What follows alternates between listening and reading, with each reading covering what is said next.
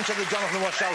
Let's start, as we always do, by looking in my green room and seeing who's on the show tonight. My first guest is one of our biggest homegrown superstars. He's had 4 platinum albums and over 10 million in record sales. It's Ollie Murs, ladies and gentlemen. There he is. Young Ollie, who will be chatting and singing for us this evening on the show. My next guest has been on quite a journey, ladies and gentlemen. He was born in Lebanon. He moved to Sydney, then to New York, Canada and LA before making movies all over the world, including China, and finally ending up here tonight. Yes, you guessed it. It's Keanu Reeves. There he is. Hello, Keanu. Great to have you here. That's some journey, isn't it? That is some journey. My next guest is equally well-travelled. She got the train down from Hull. Not as easy as it sounds. She's one of the brightest young stand-ups in the country, the brilliant, award-winning Lucy Beaumont. There she is. Lucy, thank you for making that journey for us. And, as if that weren't enough, we also have a very special guest in my mind, certainly. He's a comic, an author, an actor, an activist, and, get this, in the Times this week, he was described as one of the greatest thinkers of our time.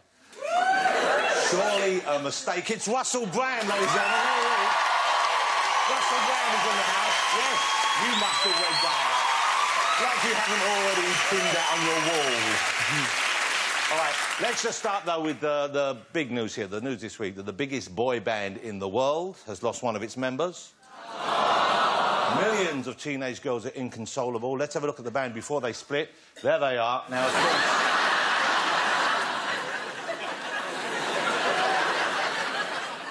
talking about Clarkson, or as he's also known, Harry No Styles. The big question everyone's saying is, can Top Gear carry on? Well, I think so. I think yes, because Top Gear has been around for ages, and it's like an old car, and every so often you just have to repair it. They've just got to replace one of the wheels, because the old one was dangerous and balding and had a couple of screws loose. And he'll be fine. We know he'll be fine. Because people are asking... Yeah, well, he will be. And people are asking... People are all saying, has he any future after the BBC? Well, obviously, I'm not the right person to ask, so... Russell, what do you think? Is there life after the BBC? Things can improve if handled carefully, if you're a bloody good thinker. If you're one of the greatest minds of our generation. Absolutely. And... got to be a mistake. And the other big news, of course, though, really what I was going to talk about is Zayn has quit One Direction. Do we have any 1D'ers in the house? Right at the back there. Zayn's quit One Direction. I don't think it will necessarily affect the group as such, because look at what happened when Robbie Williams quit Take That. Everyone thought it was the end, but after a while the fans didn't notice that he'd left. And then when Jason Orange quit Take That, well, the band didn't even notice that he left. So Gary just thought he was in the toilet practising his breakdancing. I taught that to Kanye. So... Sorry, I've had a long week. So, let's get my first guest out, shall we, ladies and gentlemen? I love this young man. He followed the traditional path to showbiz success by not winning the X Factor and going on to be a massive star. Will you please welcome Ollie Murs?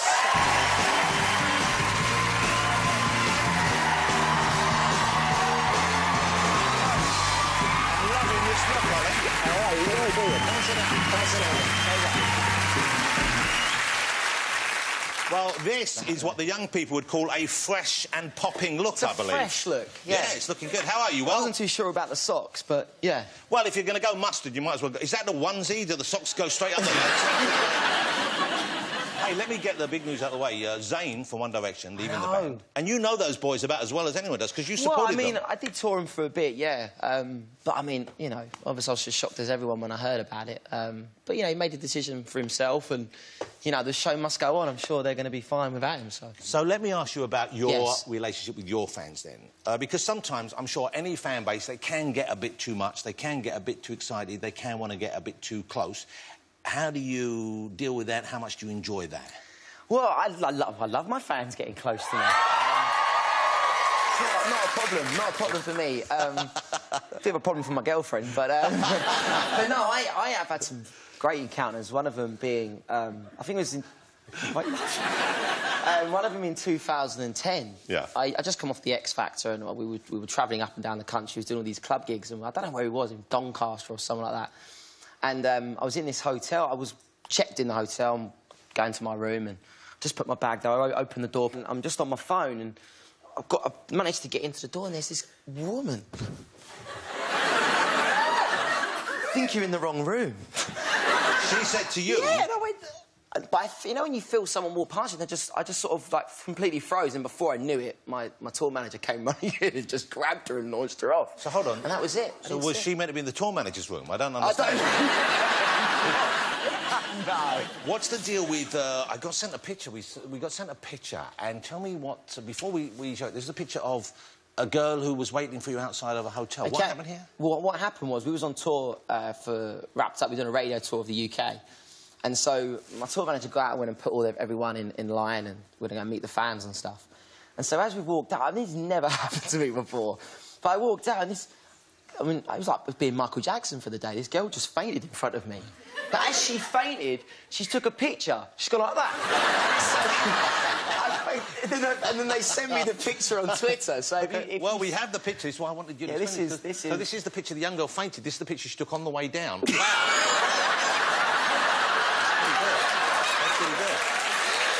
That's remarkable. I didn't know what to do.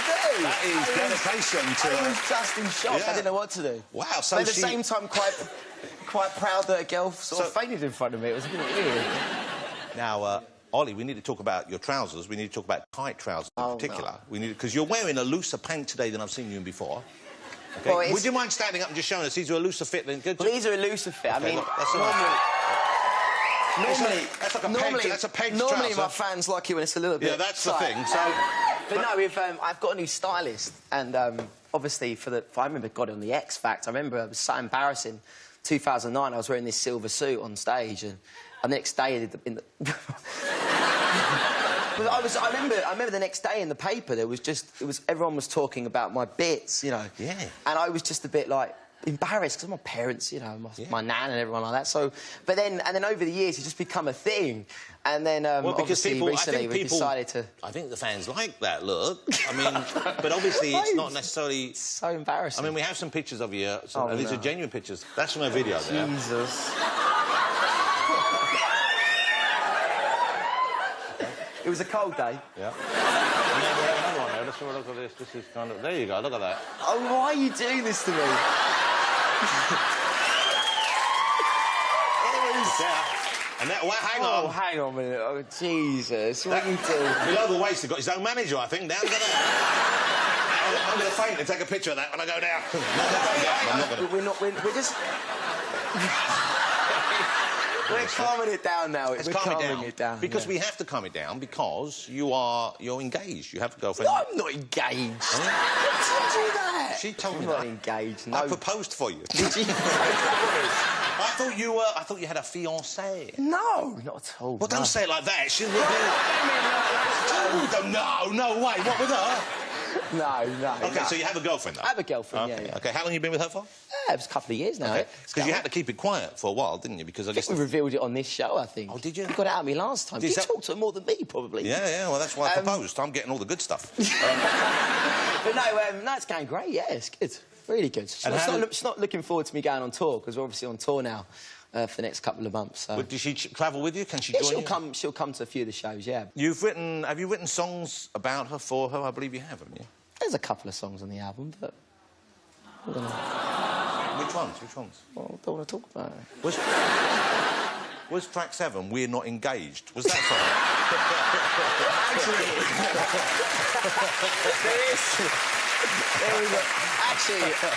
There was a funny story. There's a song on the album called Why Do I Love You? And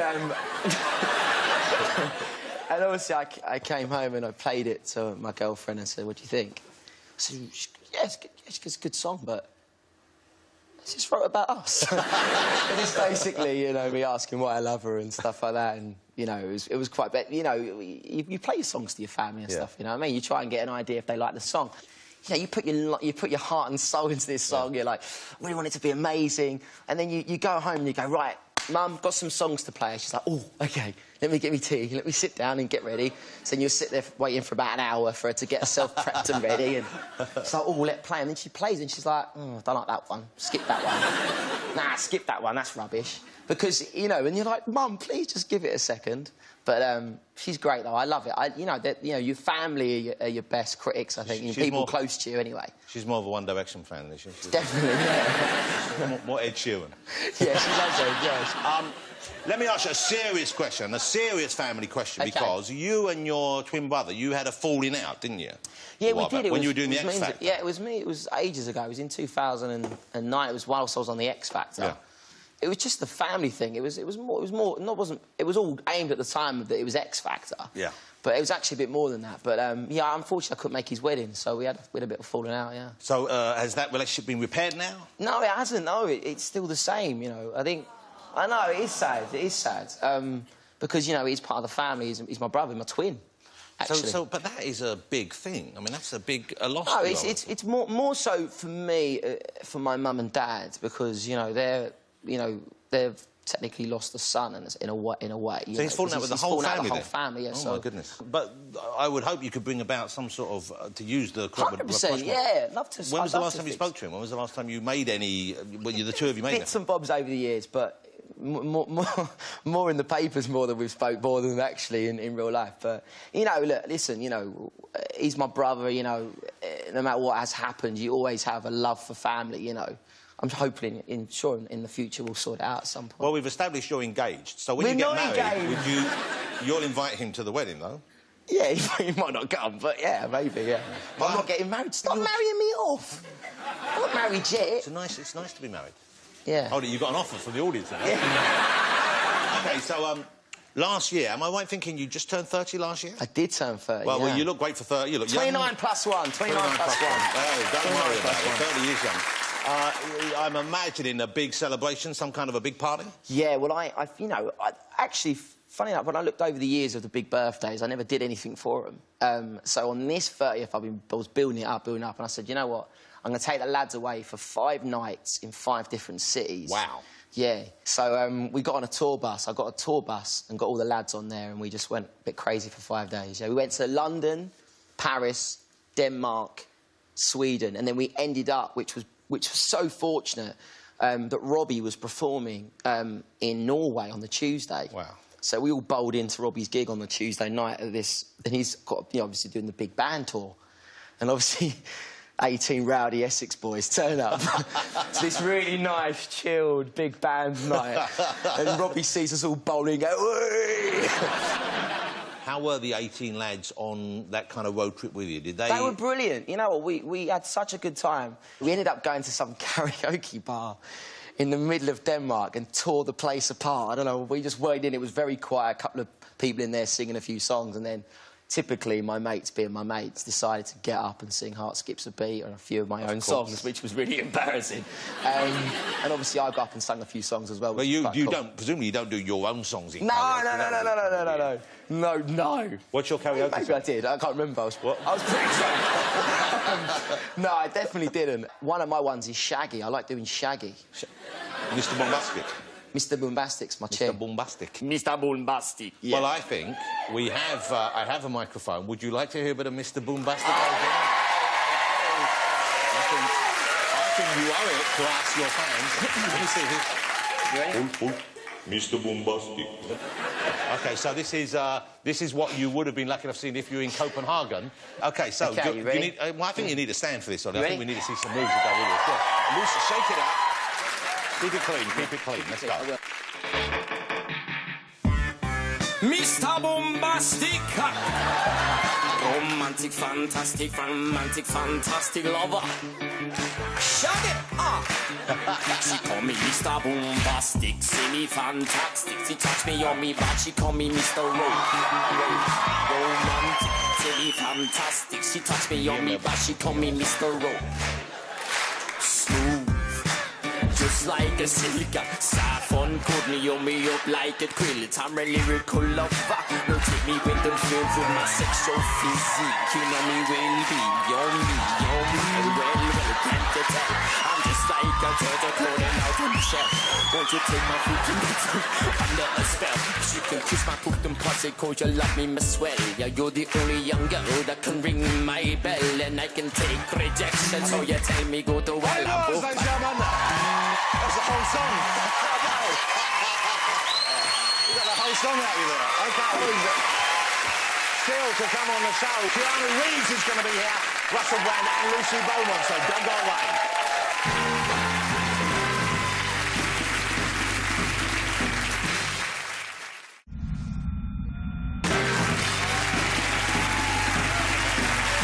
Welcome back, ladies and gentlemen. Welcome back to the show here. Let's get my next guest out here. He's the star of so many modern classics. Who didn't love him in Speed, the Matrix films, The Devil's Advocate, Bill and Ted's movies. Bill and Ted's Excellent Adventure was a masterpiece of that kind of film. The list goes on and on. Here he is. I'm so excited he's here. It is Keanu Reeves, ladies and gentlemen.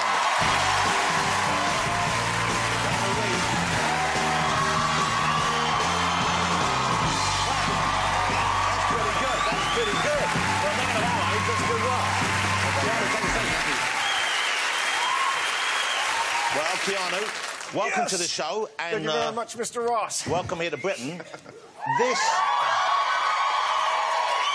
Here's something I did not know about you. I didn't know this at all. I didn't know that your mum was from this country, so you're half English. I am. I didn't know that. Actually, my mother is from Essex. Oh, is she really? Yeah. Whereabouts? I don't know. We're everywhere. We're everywhere. Well, no, my mother ran away from home when she was really young. Oh, right. Yeah. Ran away from Essex. I don't blame her. I don't know. So I've never met my mother's family. Well, while you're over, maybe we could bring them together. No, don't do that. Okay. You know, maybe you can say no, right? You do what you want. You're Keanu Reeves. Jesus. So do you feel, though, do you feel a connection here? You must have been aware of her youth here. She must have told you stuff about this country. So did you watch any of the TV shows, or were you familiar with the music stars from here? Well, I grew up in Toronto, Canada, and at the time, so in terms of English shows, there was the Two Ronnies. Wow. So were you... Hold it. Keanu Reeves was a fan of the Two Ronnies? Man, you're just like a little person, and you're looking for things to do, and sometimes the TV's on, and then the Two Ronnies late at night, and they're running around making jokes you don't understand, and then you're seeing boobs. Oh. And, you know, and you know, good, clean fun. So when you were growing up in Canada, then, was acting always your ambition? You wanted to go in that direction, or did you stumble into it? What happened? What did young Keanu see in acting? Stumble into acting. No, I guess when I was around 15, my mother says I declared myself and said, would you mind if I was an actor? And she went, no. And so I started. I was pretty self-motivated, started classes, and et cetera, et cetera. And you made the leap to LA on your own, didn't you? I believe you got yourself there under your own steam.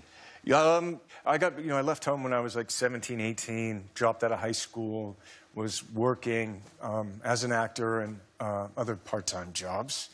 And then eventually I got in the car and drove from Toronto to Los Angeles. So I would imagine, that's a... How long did that take, by the way? Well, I was with a friend and a girlfriend, and so we did some meandering. Oh, OK. Yeah. Good road trip. Yeah, we had a little Lads road... on tour, see? Yeah. Took about 7 years, I imagine, then. So what car was it? Were you in it was a modern car? It was a comfortable car? Was No, it was the first car I ever had. It was a 1969 122 Volvo, British Racing Green, and its nickname was Dumpy. It had bricks under the chairs and holes in the floor. I had 6x9 speakers with long wires that I could put the speakers on the roof, and we would go to places and we'd put them, turn the records on, the music on, and just go. Where's that car now? That car seems to be that just car blew up. Yeah.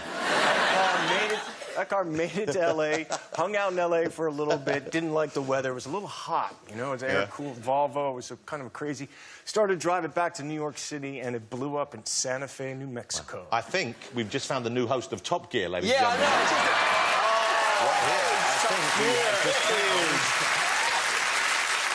I think he's got petrol instead of blood going through his... Because you're big in the... You love motorbikes, don't you? That's your passion, isn't it? I do indeed. Yeah, I didn't start riding motorcycles until I was 22.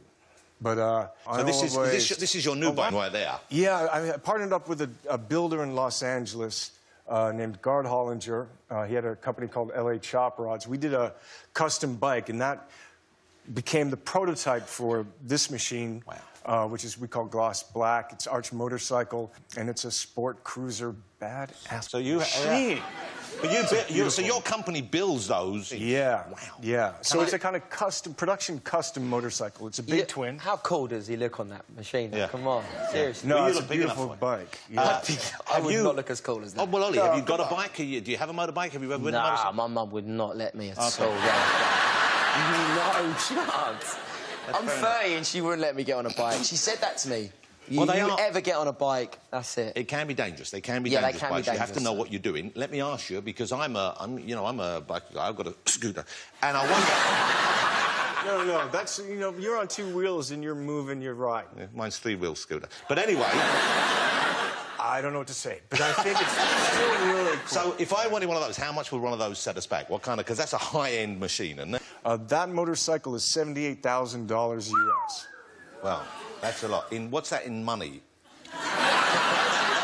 That's about 50,000 in pounds, in sterling. Now, it's hard to believe, I know, but Keanu has turned 50 years old, ladies and gentlemen. No. Yeah. That's pretty remarkable. Are you feeling your age in that? I mean, you're looking great, and obviously you're keeping in shape. But are you beginning to feel it? Are things beginning to get a little bit achy in the mornings? You know what I mean?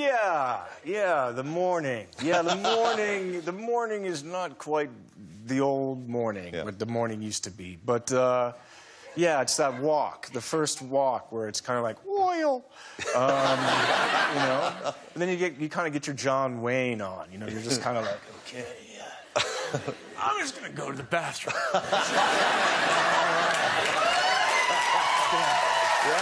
I know that feeling. But he still looks so cool doing it. I know. He does.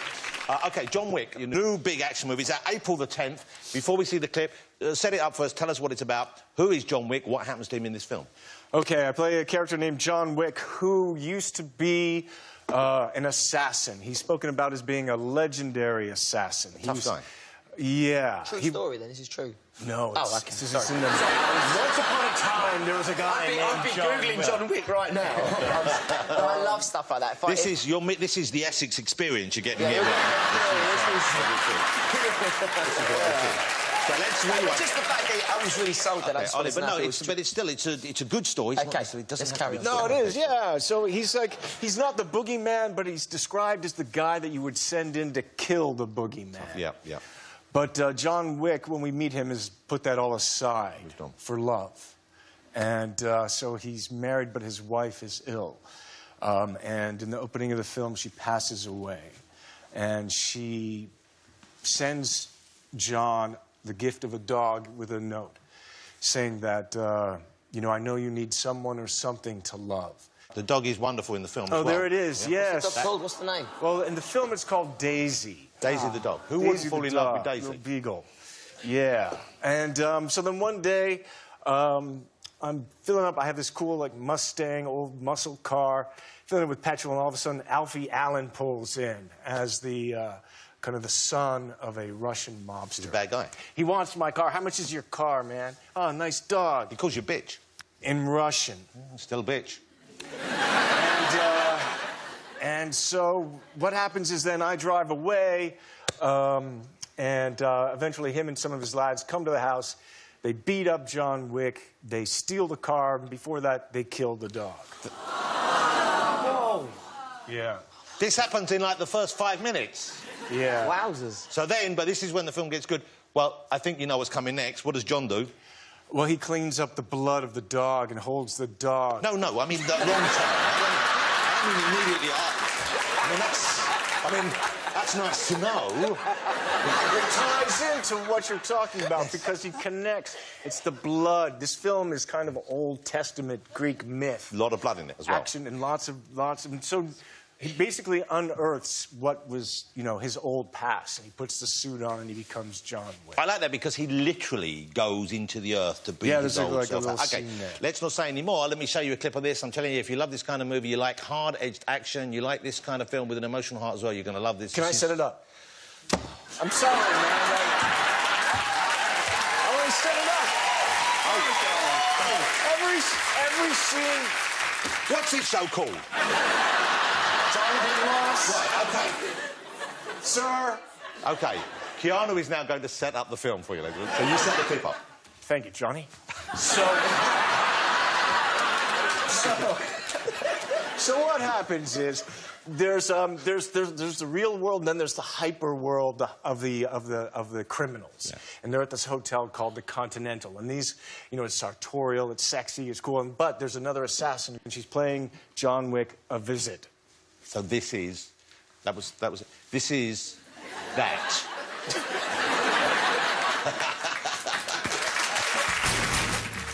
Hey, John. Perkins? I thought I'd let myself in. I noticed.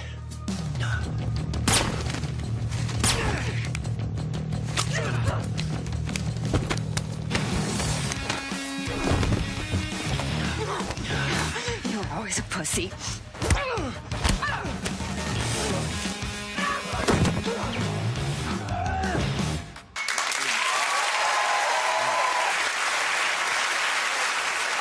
That's a great scene, but are there moves and other techniques that you've learned in previous movies when you've done long, prolonged action sequences or days of filming? Does that muscle memory stay with you? Have you picked up stuff from The Matrix that you can still use in movies today? Actually, I knew both directors actually from the Matrix trilogy. Chad Stahelski and David Leitch were stuntmen on The Matrix. And for the action for this piece, you know, they knew what I could do, what I've done in the past, the training. And so they set up basically a John Wick boot camp. So for 3 months, got to do some gun stuff, learned some judo, jiu-jitsu, blend the guns and the martial arts, and then do some cars. Got to do some stunt driving, you know, throwing cars around, doing 180s, 360s, sliding, drifting, and then learn how to do that one-handed so you could shoot people. Wow. So that must be so much fun learning that. I mean, that must be a good day. Oh, are you kidding me? It's like heaven. Yeah. Yeah, it's like heaven. Amazing. It sounds amazing. Yeah, so then yeah, but growing up in Essex is not dissimilar. Yeah, it's pretty let me ask you then, so many movies I could ask you about. How many people here, like me, just adore the Bill and Ted films? Yeah. That's way early in your career. That is. Yeah. You remember you've seen them, haven't you, Ollie? Yeah. You remember the thing that they do when they say, they go, excellent. I can do... Excellent adventure. Excellent. You go... Yeah, so you see... Excellent. Yeah. Excellent. Keanu, air guitar. You still got it takes? You want to do excellent? Yeah, yeah. Okay, but you got to say excellent. Well, you didn't really commit to that. You didn't really commit to that. You didn't deserve the twang for that. Okay, let's do it. I mean, okay. Excellent. That's not... You're still not... I don't believe you're really... Okay. 3, 2. Hold it. He used to be a better actor back then. He did a much better job back then. Yeah, but you have to go like, excellent! Excellent!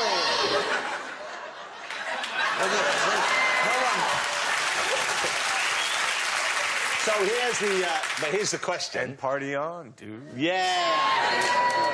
I've heard rumours that there may well be a third Bill and Ted adventure coming our way. Yeah, they want to do that. Yeah, the writers wrote a script. That's a really cool idea. And Alex Winter and Alex played Bill, I played Ted. And yeah, so we're trying to get it made. Oh, wow. Yeah. Love that. I would have thought. There's Alex now, who's just a sweet, sweet guy. I've met him, I've worked with him. So if you're trying to get it made, I imagine it will happen, right? No, man. You know, show business it's tough. You got to put a movie together. It's tough.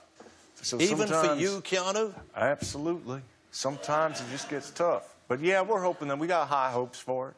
We're going to try. Sorry, who's this now? I have no idea.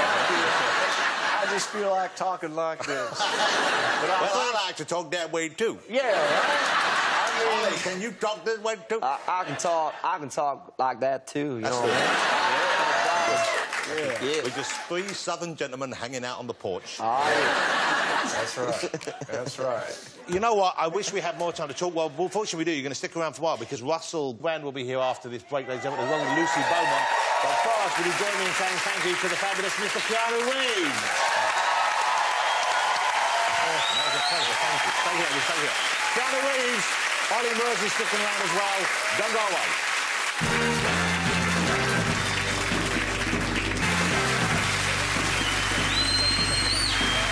Welcome back, ladies and gentlemen. Keanu Reeves and Ollie Mersey still with me, but let's get my next guest out. I think he's one of the most unmissable performers on the planet, whether he's on screen, on stage, or indeed on a march. It is, of course, Russell Brand. Here he is.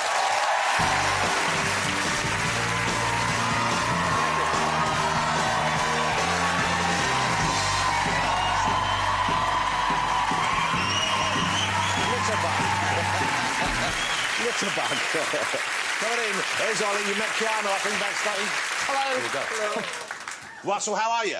Today I'm in a very good mood. Thank you for greeting me so politely. You know what's just occurred to me Go is Ollie's from Essex. Yep. Keanu is sort of from Essex. Yep. Russell, you're from? Essex. Three Essex boys. Yes. Who would have thought? Who would have thought? That's quite We're something. just some Essex guys hanging out on the settee. OK, we need to clear this up. Why? Because you were voted... Yes, by... it's about the old thinking. Yeah, by Prospect magazine, he was voted 4th greatest political thinker in the country. World. In the world? Well, surely even you must know how ridiculous that is. Nope. I'm believing in my own hype. I'm thinking some pretty important thoughts right now. Right now? Right Only now? Naomi Klein, Piketty and the Greek bloke who done that revolution over there think more cleverer thoughts than what I'm thinking right now. Wow, that's quite something. And, I don't expect you to understand. You don't think proper thoughts. You're doing all your Leytonstone bullshit. I'm in here thinking real thoughts. So the thinking is important to you these days? Not really, mate. It's just some trumped-up survey. Who cares? It don't mean nothing. They just put me into Flog That magazine. But I think the old thoughts are pretty good quality, actually. Well, that's what I mean. I didn't mean necessarily their thoughts about you. What's up, I love you, mate. I love you when you're Neo. I love you when you're out of Bill and Ted. I loved you on the coach ride one. Throughout the career, I've done nothing but love you, and I've had very little in return. Well, that could all change. You never know. This could be a start OK. for me, Keanu and Ollie. Before we get back to other stuff then, let me ask you, because I think people will be interested in what you had to say about Clarkson and the BBC. Because the two of us are peculiarly well placed to understand some of what he might be feeling. We've had our fair share of controversy in the past, haven't we? With that very company. What were your thoughts when you saw that unfolding? Generally. Guy Debord, he was a French situationist. He says we live in a time of spectacle where nothing's real anymore. We're either at work doing our jobs or we're at home fulfilling roles as consumers. So some people would say Jeremy Clarkson, he represents to us a kind of, he's like an unreconstructed Mao. You know, at a time where people go, oh, political correctness has gone mad, you can't say anything, you can't do anything. Well, Jeremy Clarkson, he gets out there and says it. Now, I see his TV shows, them Top Gear and all that stuff. Really good telly, he's really good at that, and I met him and I see him as a human being. He had a glistening light in his eye. He was very lovely. But he said a lot of things in the past I think were a bit rude, you know, and we ain't in a great position to talk about it, are we, mate? Because we are... let's face it, that thing you done, what I witnessed... and then yeah, it's you, that's your fault. Oh, Russ, I was probably thinking one of my world-class thoughts.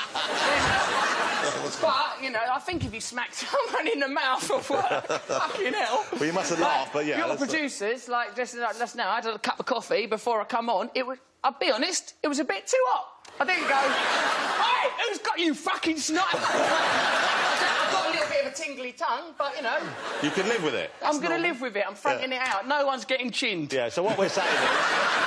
You're saying he did overstep, clearly, a boundary. Like we did, yeah. So I'm not judging him because who am I to judge anyone? But, like, the BBC's in a sort of a pretty unique situation because it's funded by the public and I suppose there's certain standards. And if a normal bod smacks someone in the mouth at work, you get very least a tribunal. But what does he care? He owns, like he's wadded and he's a geezer. Plus, he can go anywhere in the world and talk about cars. People love the cars. He's an individualistic man. It's an individualistic product. It's the time of the individual. But until we once again come together as a collective, we'll have problems. And you worry about me thinking? Yes.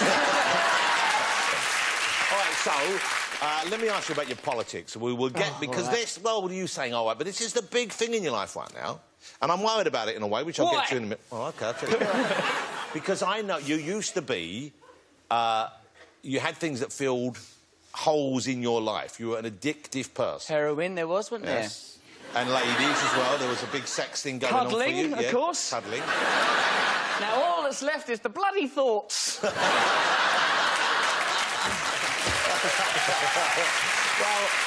now... About heroin and ladies, mostly. You can see what I'm getting at, though, Russell, can't you? Go on, mate. Has this become the thing... I mean, are you filling your life with this in a way which might not be healthy for you? You know what I'm saying? Jonathan, are you saying that I'm trying to fill an existential inner void by trying to create political equality at this time where it's much needed, by addressing the many social, cultural problems that we live under at this time, just because I can't get a nosh job no more? I'm doing it For the love of my fellow man. I know you are. Well, what I'm trying to do is invest in people and help people that don't get opportunities. Yeah, I know That's all I'm trying to do. Yeah. No, I know.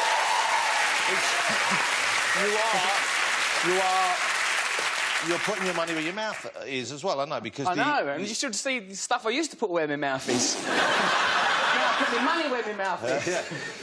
This cafe... Used to be smutty stuff, Kiernan. Really? Here's the thing about Russell is, I said he puts his money where his mouth is. If you've opened a cafe... I've opened the cafe? OK, and the cafe is funded by the money, Me? I believe, you raised from your books and other work as well. Yeah, you know, you're putting money back in the community here. I wrote that book, Revolution, and I thought the main consequence of me writing that book, Revolution, can't be like a bloke with some money gets more money, so I stuck the money into this cafe. It gets drug addicts like me, but in recovery, well, like me also, back to work. Gives them job opportunities. Ex-offenders coming out of stir, gives them a job as well. We like all the honey that's going to be like in the cafe and all the eggs and that. We've got people keeping chickens, people keeping beehives, because apparently something's up with bees these days. We've got to worry about bees now. I mean, that's what Jeremy Clarkson wouldn't like. Oh, we're supposed to worry about bees. Bullshit. So apparently we are meant to be worried about bees. So what I've realised is this. Making loads of money in that, it is better than being dirt poor in Essex. Ollie will testify. But like, the fulfilment I thought I would get from being famous and showing off, I didn't really get it. So now I'm trying to spend my life being nice to people, still having a laugh. I'm not trying to be all serious or nothing. I don't give a shit about that. Stick me in a list of thinkers, stick me in a list of stinkers, stick me in a list of wankers. I don't give a shit. All I want to do is help people and have a laugh. OK, well, that's, I think, a beautiful thing. You know what's... There's a film, Russell has a film coming out called The Emperor's New Clothes, which shows him going on part of the journey that's led him to come to these opinions, and shows him confronting people and also meeting people who he feels have been shortchanged by the system as it stands today. Would that be a fair assessment? Yeah, mate. I made this film with Michael Winterbottom. He's a proper filmmaker, ever so good.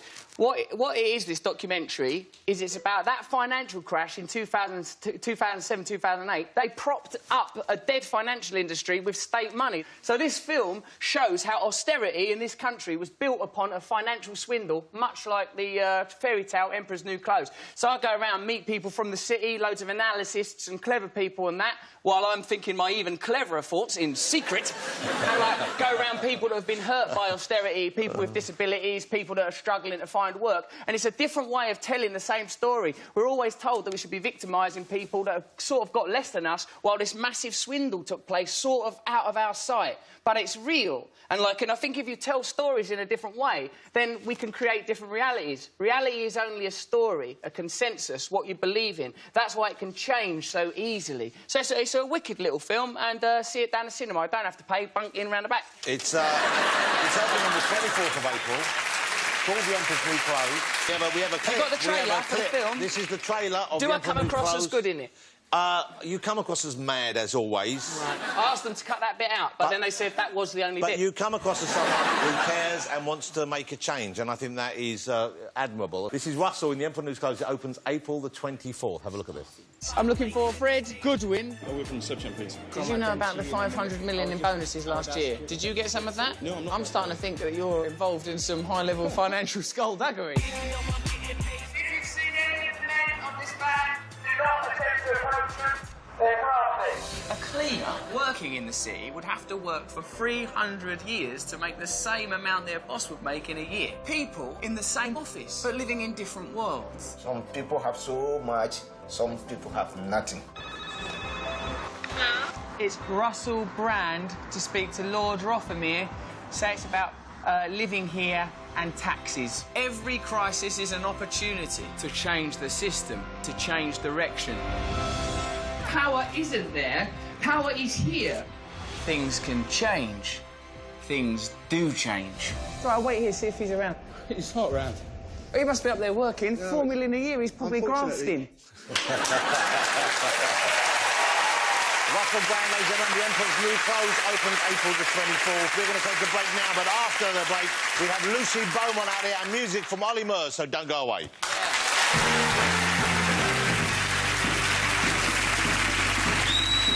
Welcome back, ladies and gentlemen. Let's get my next guest out. She is a brilliant, award-winning, fast-rising young comedian. I was on a show with her, and she just blew me away. She was so funny. I couldn't wait to get on this show. I'm thrilled she's here this evening. Please welcome Lucy Beaumont.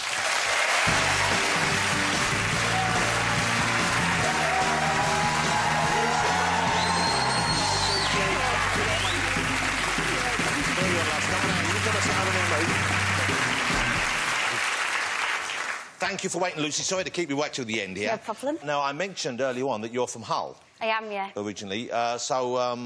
Do you find when people come in there, they want to talk to you about that? Because your accent, for me, it was something I immediately noticed. I know, yeah. It's a shame, that, isn't it? Oh, I like it. Well, people ask me if it's my real accent. I think I wouldn't choose this one, would I? if it was. But no, I like it. I think it's got stronger. I live in London and it's got stronger.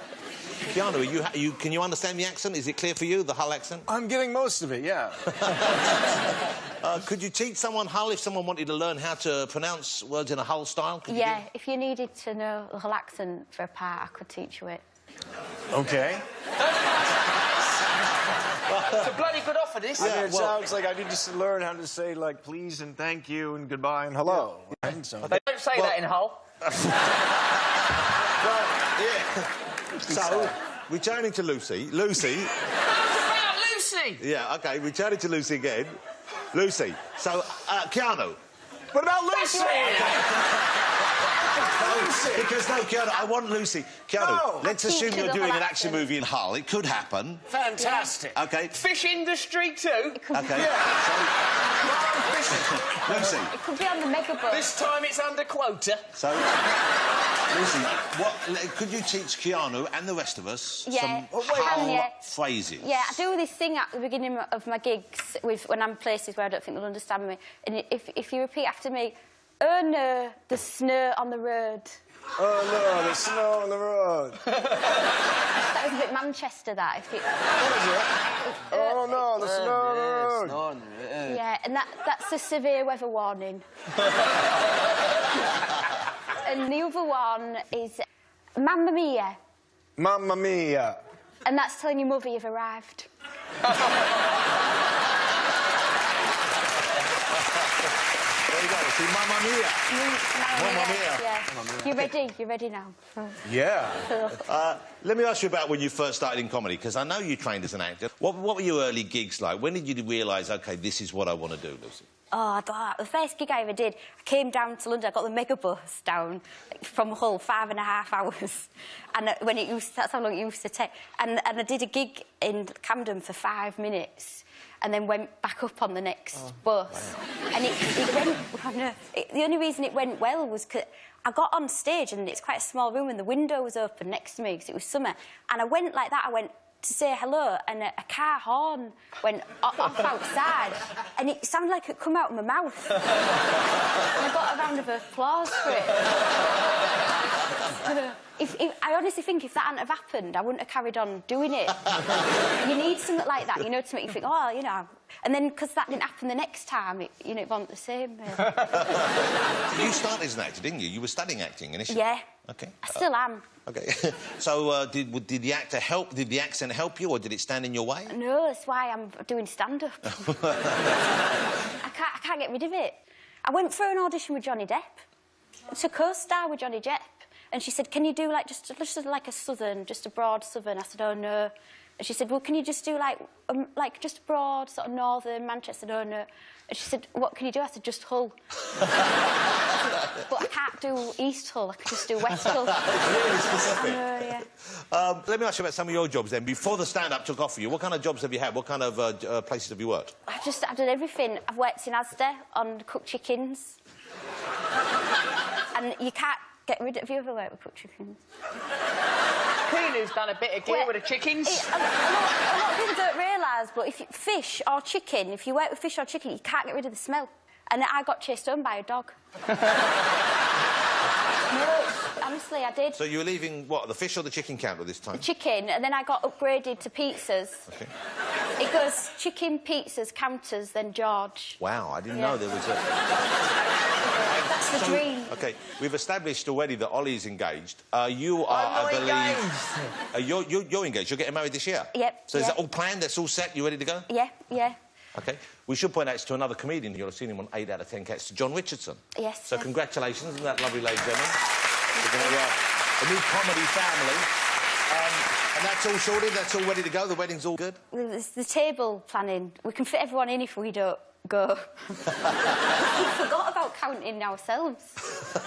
But apart from that, yeah, it's all good. Well, that's lovely. It's lovely to have you here, Lucy. Thank I'm a you. big fan. If you get the chance to see Lucy live, you should. As you've discovered this evening, she's a brilliantly funny woman. And good luck with the forthcoming wedding. Thank you. It's really exciting. And you're doing a sitcom as well? Yeah, with Maureen Lipman. Wow. Yeah, for radio. I'm writing at the moment. It's out in October. And where will the characters be from?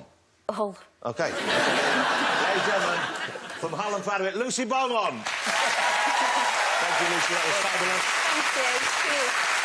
So, Ollie, if you want to go and get yourself ready to go over there. Thanks to all my guests tonight. Next week on the show, I'll be joined by Bear Grylls, Kylie Minogue, Claire Balding and BAFTA-winning star of Boyhood, Mr Ethan Hawke will be here. There'll also be music from James Bay. But now, with Seasons, here he is, it's Ollie Murs.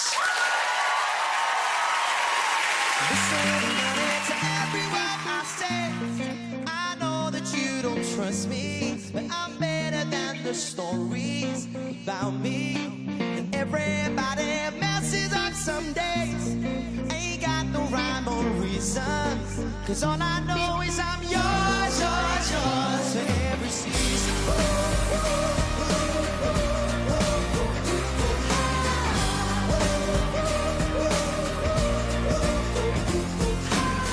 Baby girl with the broken smiles, would you mind if I stayed a while? And if you could, I could light your fire. If that's what you want, that's what you want. I admit that I done some wrong, but those wrongs help me write this song. Through it all, I figured out where I belong, right by your side, right by your side. You say that hearts don't lie, to him I try, but it won't be right. Tell me what you feel inside tonight, tonight, tonight. Listen, money to every word I say. I know that you don't trust me, but I'm better than the stories about me. And everybody messes up some days. Ain't got no rhyme or reason, 'cause all I know is I'm yours, yours, yours for every season.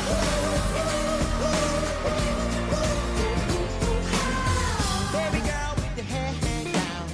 If we're lost, baby, let's get round. And when the world is flipping upside down, let's make it right. Let's make it right. You say that hearts don't lie, the hell might try, but it won't be right.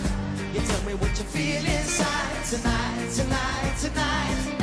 Listen, honey, to every word I say. I know that you don't trust me, but I'm better than the stories about me. Everybody messes up some days. Ain't got no rhyme or reason, 'cause all I know is I'm yours, yours, yours for every season. Oh, oh. Winter, summer, spring, or fall, I'll be on the line waiting for your call. 'Cause I'll be on the line, baby. On the line, baby. I'll be on the line, baby. Line, baby. Line, baby. Listen, honey, to every word I say. I know that you don't trust me.